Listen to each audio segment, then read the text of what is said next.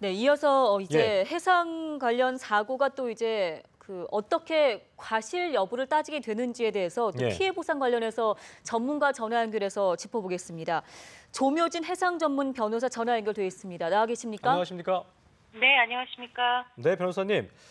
자, 오늘 사고가 일단 교각 사이의 어떤 그 좁은 수로를 통과하려다가 충돌했을 가능성을 염두에 두고 사고 경위를 조사하고 있다고 하는데요. 과실을 일단 변호사님 보실 때는 어떻게 좀 보고 계십니까?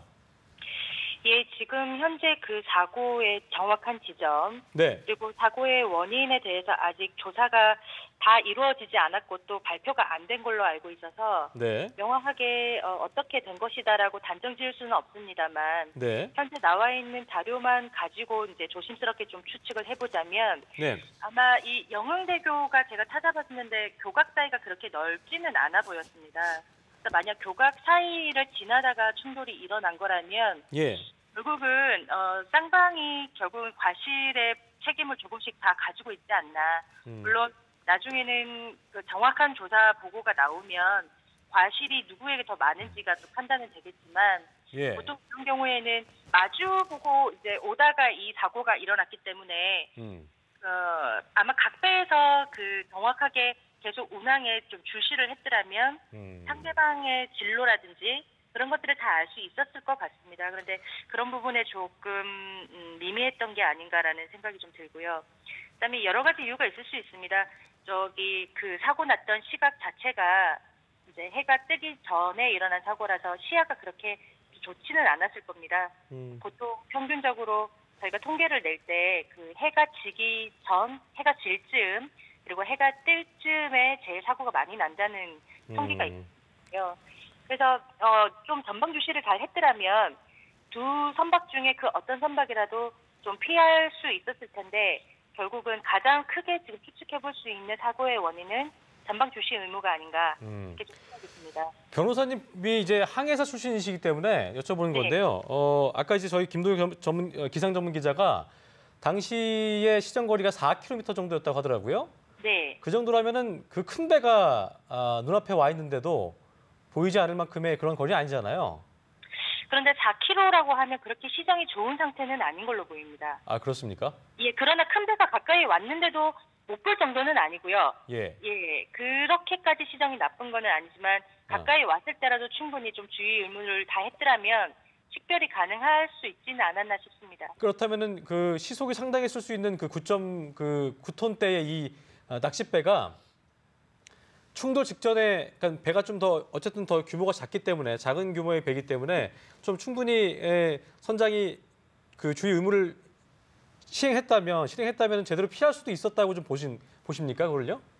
제가 볼 때는 두 배 중에 뭐 어느 배가 먼저 더 이제 충돌을 방지하기 위해서 뭐 예. 쉽게 이동할 수 있었다 그런 개념보다는 두 배 모두 다 운항에 아무런 제약이 없었기 때문에 예. 먼저 발견한 배가 얼마든지 충돌을 이제 피할 조치를 취할 수 있었다고 보거든요. 그렇군요. 만약에 시간적인 여유만 있었으면 두 배 중에 아무나 한 배라도 충돌을 피할 수 있는 어떤 조치를 취했을 가능성은 있을 것 같습니다. 그런 시간이 어쨌든 충분했던 것 같습니다. 양쪽이 다 보지 못했다면 서로 부주의한 상황에서 부딪힐 수도 있었다고 좀 그 가능성 보시는 거고 결과적으로 뭐 육상에서는 신호등이라는 게 있는데 그 해상에서는 그런 게 없지 않습니까? 네. 그럼 아까 같이 교각 사이에 그 좁은 걸 통과할 때는 뭐 큰 배가 우선이라든가 작은 배가 우선이라든가 이런 어떤 배들 간의 그 어떤 그 규칙이 있을 것 같은데 룰이 있을 것 같은데 어떻습니까? 그런 건 따로 없습니까? 예, 교각 사이에서 뭐 누가 먼저 통과하고 이런 거는 아닌 것 같고요. 예. 이제 또 하나 가능성은 교각을 두 배 다 서로 상대방을 인지는 했지만 네네. 뭐 충분하다고 좀 안전하게 생각한 그런 좀 안일함이 있었다면 또 예. 둘이 그냥 동시에 통과하다가 또 충돌을 했을 가능성도 있기 때문에 어느 배가 먼저 뭐 우선해서 가야 된다라는 규정은 별도로 없습니다. 그리고 그 선박은 해상에서 그러니까 육상에 있는 자동차처럼 브레이크를 밟고 멈춰서 서 있을 수가 없습니다. 그렇죠. 그러다 보니까 예. 그러다 보니까 뭐 어느 곳을 먼저 어느 배가 먼저 가야 보내준다 되고 이런 개념은 그런 거는 맞지 않는다. 네, 예. 네. 해상 전문 변호사시니까 이제 해상 사고 많이 접하셨을 텐데요. 오늘 같은 이런 유형의 사고가 과거에도 좀 종종 있었습니까? 아니면 좀 이례적인 일입니까?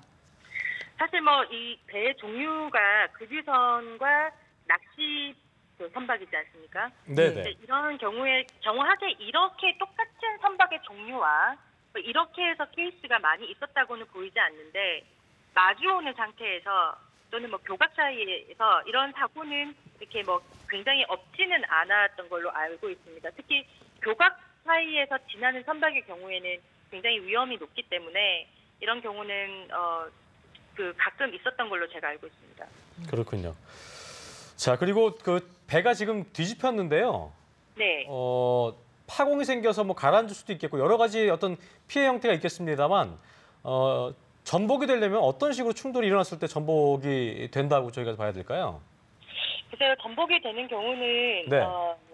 그냥 이런 케이스의 경우에는 아무래도 급유선이 그 낚싯배보다 굉장히 더 컸고 그래서 그 충격에 의해서 그 배가 이렇게 반대로 그러니까 정상적으로 서 있다가 그게 반대로 뒤집히는 형태가 된 것 같은데. 아, 충격으로 들렸다는 말씀이신 거죠? 네, 충격 그런 것 때문에. 네네. 아, 그렇군요. 자, 낚싯배에 지금 22명이 타고 있었고 현재까지 안타깝게도 13명이 사망한 것으로 전해지고 있는데요.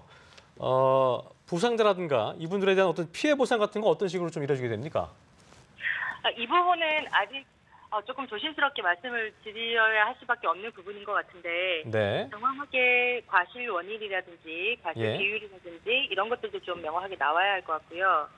또 하나는 결국 보상을 해줘야 하는데 그 두 배에서 그 과실 비율이 나온 이후에 또 내부적으로는 어떻게 하든지 그거하고는 또 별개로 결국은 낚싯배가 보험을 가입해 놓은 상태인지 예.